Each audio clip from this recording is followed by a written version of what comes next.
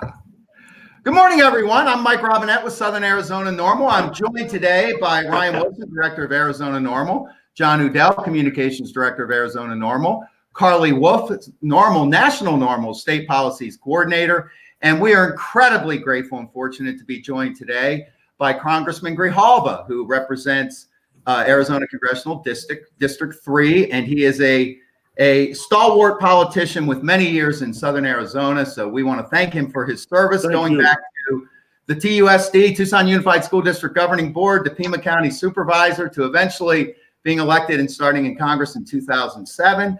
Congressman Grijalva, we're grateful to have you, but we just want to let our viewers know that you have an A+ rating with Arizona NORML in our 2020 general election candidate guide. So we're incredibly appreciative of all the work you do. And I just wanted to highlight quickly several bills that you have co-sponsored in the past, so our viewers understand how effective and how much of an advocate you've been for our issues. So we're greatly appreciative. We know you're the co-sponsor of the MORE Act, and we appreciate that, but you were co-sponsor to a similar to MORE Act in 2019, the Marijuana Justice Act of 2019. Co-sponsor of Ending Federal Marijuana Prohibition Act of 2017, which sought to end marijuana prohibition at the federal level. Co-sponsor of the Safe Banking Act of 2019 and the SAFE Act of 2017, which sought to, in essence, open banking to legitimate cannabis businesses. Really important to our veterans, co-sponsor of the Veterans Equal Access Act, which would have allowed VA doctors to recommend medical marijuana to veterans. Co-sponsor of Charlotte's Web Medical Access Act, which sought to end the federal prohibition of CBD. And lastly, co-sponsor of the CARES Act of 2017, which sought to prevent the federal government from interfering with state medical marijuana policies and sought to end the federal prohibition of CBD. So quite an impressive body of work at the federal level, Congressman Grijalva. We appreciate all you do for— Thank you very much. Thank you. No problem. Moving our issues forward. And with that, I'm going to turn it over to John Udell, who's going to briefly discuss the MORE Act, and then we'll hear from Congressman Grijalva. Okay, thank you. Today is an incredibly exciting day. We have a big piece of landmark legislation on the floor of Congress, namely the MORE Act, which would remove marijuana from the list of controlled substances under the Controlled Substances Act, in addition to providing for the expungement of low-level marijuana offenses and allowing minorities to get access to SBA loans so they can more actively participate in the industry. In addition to all of those great things, it'll also ensure that individuals can consume marijuana and participate in the industry without facing the risk of federal blowback. And in Arizona, that's incredibly important, because we just passed Prop 207 in November, which prevented Arizonans from being arrested for low-level marijuana offenses, provided for expungement, and is moving Arizona to the list of growing states where recreational cannabis is now legal. So it's an incredibly exciting day to be here, really monumental. So with that, I'd like to ask Representative Grijalva, who was one of the first co-sponsors of the MORE Act, what made it so appealing to you? Well, I think the intersection between what the MORE Act represents in terms of expungement and reinvestment, to be honest with you, is we have these cross sections, these intersections that are going on, as we talk about in the full realm of having finally having to confront the issue of criminal justice and social justice as a whole in this country. One has to put the mass criminalization of marijuana as an issue involved in mass incarceration, and it is also an issue that disproportionately affects communities of color. And I saw the decriminalization, and that's why I think 207 did as well as it did in the state of Arizona, because they're tied together. And so it's not just simply, to me, an issue of being permissive, as some say, in terms of marijuana laws, but it's also the interface between the federal government and its continued listing of marijuana as a type felony Criminal Act, and it also and I also see that if we are going to deal with the issue of criminal justice, if we're going to also interface with the issue of public health as a therapeutic issue, and if we're going to deal with the issue of disproportionate effect on communities of color and poor people with regards to incarceration, then the MORE Act becomes a vehicle to be able to address them, I think, in a much more comprehensive, for lack of a better word, holistic way. And I think the excise tax provides the revenue to be able to carry out expungement activities, to be able to deal directly with reinvestment, to be able to direct the Small Business Administration to make the new and expanding commerce available and accessible to all people.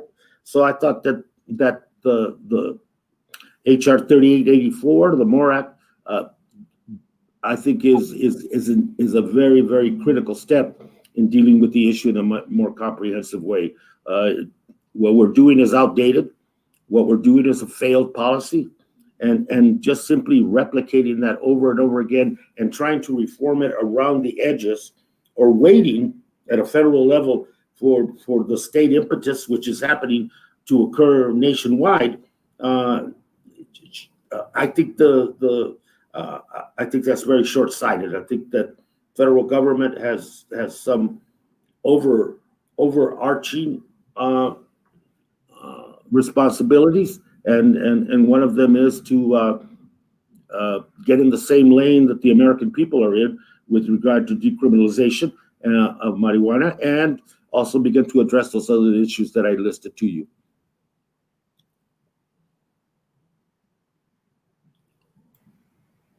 That's the reason for the support. Well, thank you so much for your support there. I know that there's a lot of people that really take the same viewpoint, the same stance all across the U.S. In fact, and it's really encouraging to see the support at your level as well. And let me so give you a thank you really very much interesting example, and it's one that became particularly pointed to me.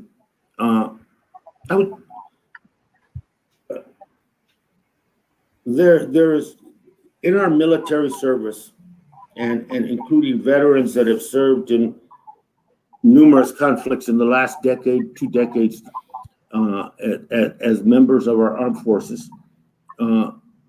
Many of them, and there was a time early on in the Iraq War where a full third of the military members, of our armed forces, a full third of them were not citizens. They were permanent legal residents working towards citizenship, but they were in the uniform, and as such, they were eligible to volunteer and eligible to serve, and they did, a full third of them.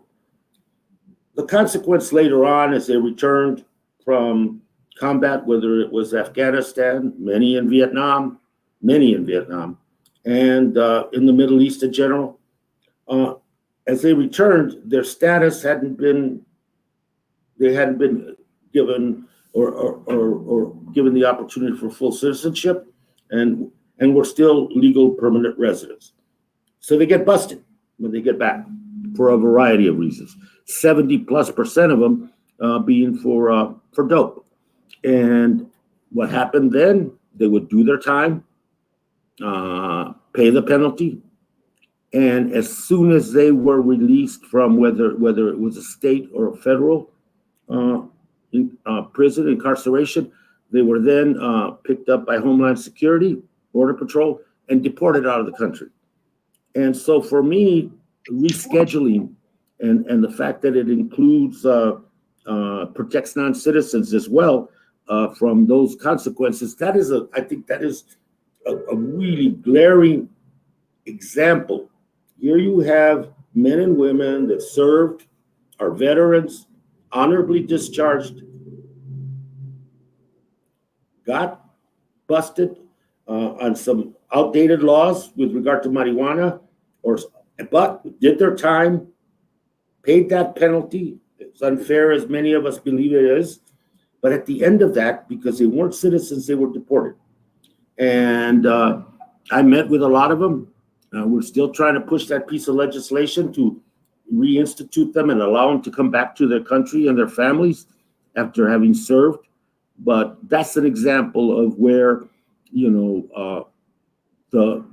this act, then it becomes a remedy to this very particular problem, but yet indicative of what is going on in many sectors of our society.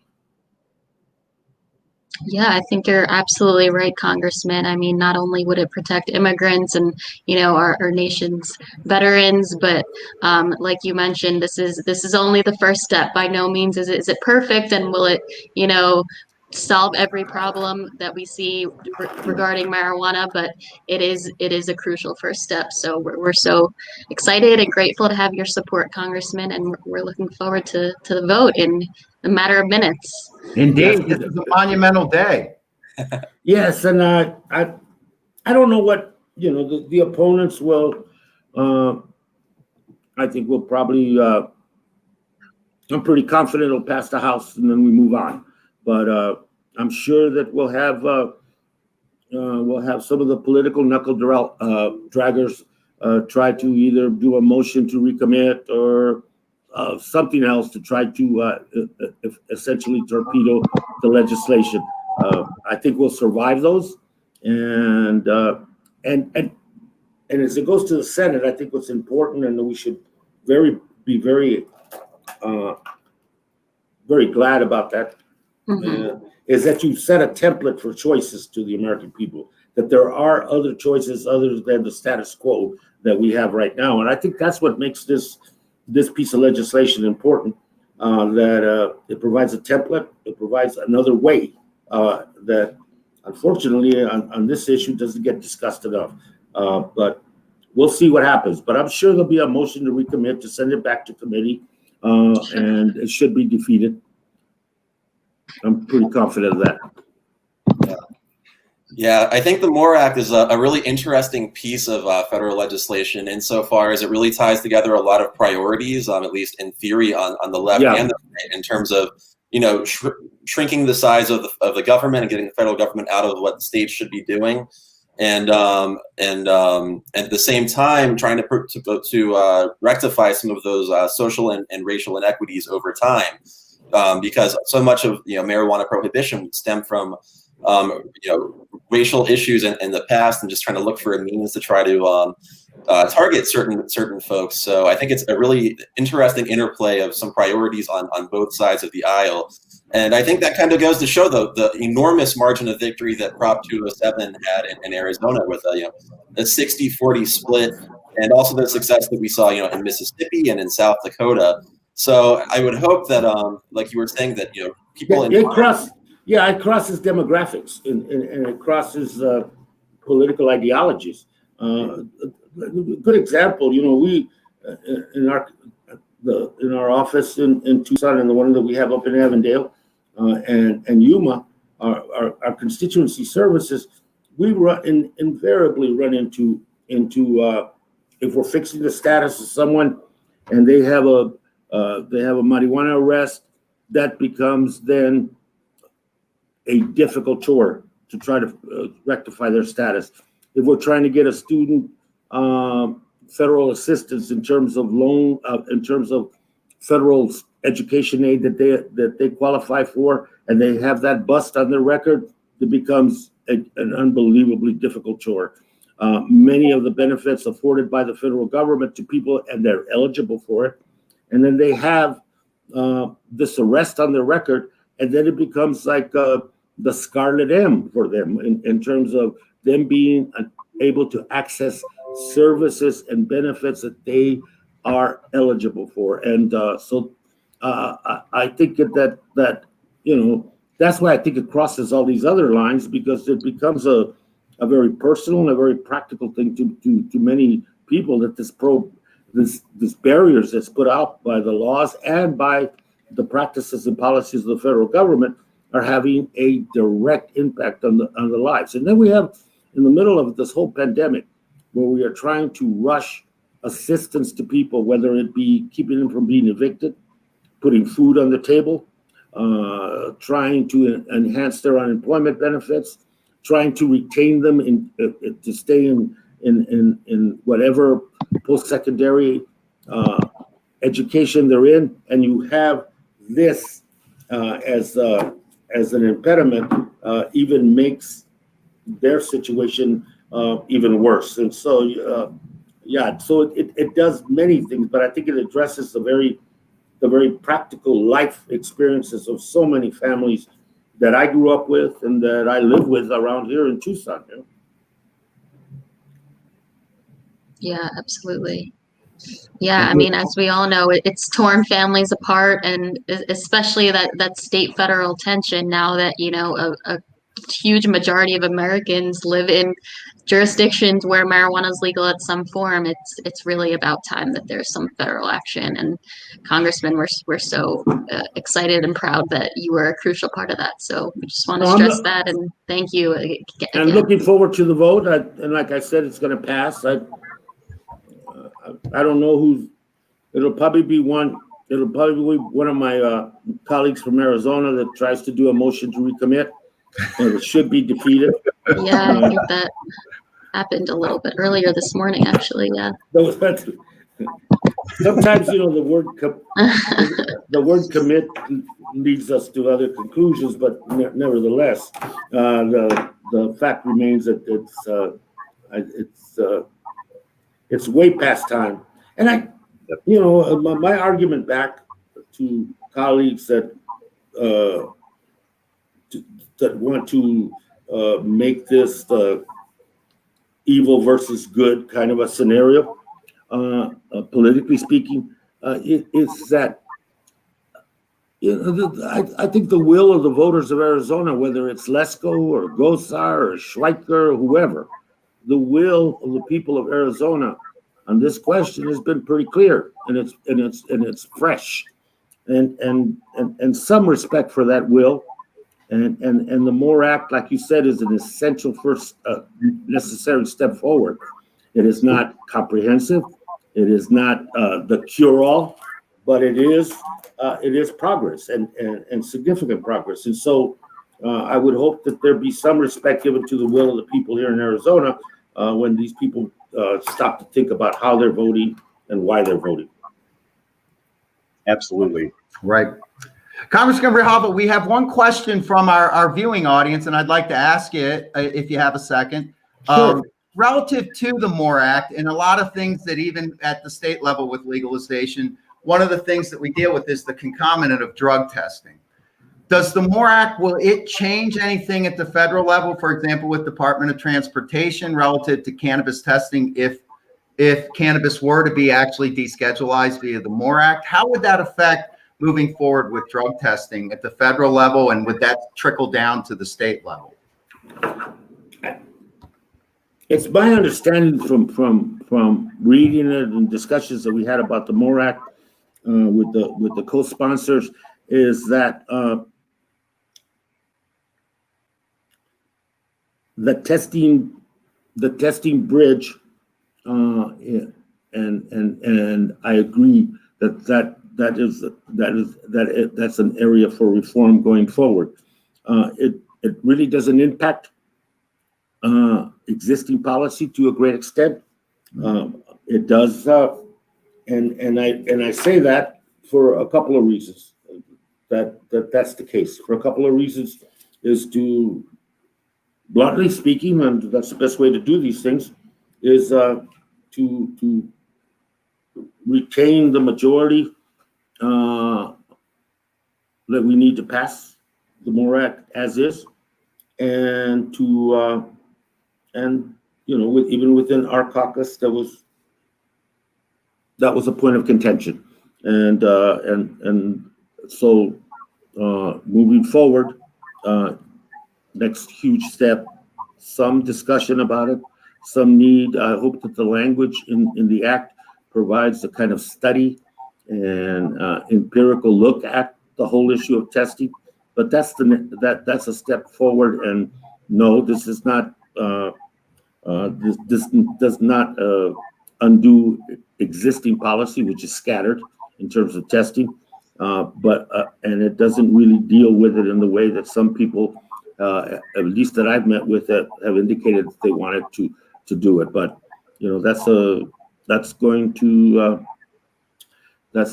a fight for another day. The MORE Act, I think, was written as such to try to galvanize as much support as we could on the floor, and to quell some of the opposition whose only point of contention was particularly on the testing.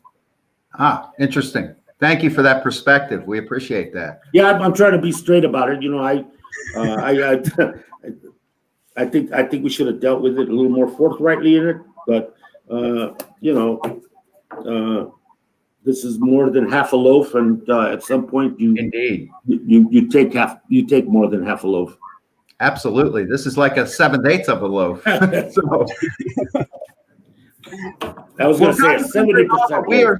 We're so thankful that you took the time to join us today and share your perspective on the MORE Act with both Southern Arizona NORML and Arizona NORML and the state of Arizona. And we're very kind of you to take time, and I appreciate it. You know, I'm sometimes it's good sometimes to take a break and be with the choir. So I appreciate the work that you're doing. Thank you. And you know, and it is that. Let me just end with that. It is that effort that NORML has put together, where you've had real people talk to us, talk to our offices, the effects on their lives, the consequences they're still trying to live through because of it. And 10, 20 years later, those were very powerful, and much due to the work that you're doing on the ground. And I think this has helped move this whole issue forward. After, you know, it seemed that it was paralyzed for about a decade. So thank you for your persistence and for giving people the wherewithal to be able to come to their elected officials and tell them their life stories and the detrimental effect that these laws have had on them a generation later, 10 years later, 5 years later in their lives. And I think that was very powerful when those people came to talk to us. Awesome. Very glad to hear that. Thank you so much again for everything that you've done and everything that you'll continue to do for us and for the state of Arizona. Very kind of you. We look forward to having you back on StreamYard and to talk with us and talk to our viewership. So we hope this is the first meeting of many. Take care, my friend. Thank you so much. Have a great day. Thank you for your vote today. Thank you. Thank you, Congressman.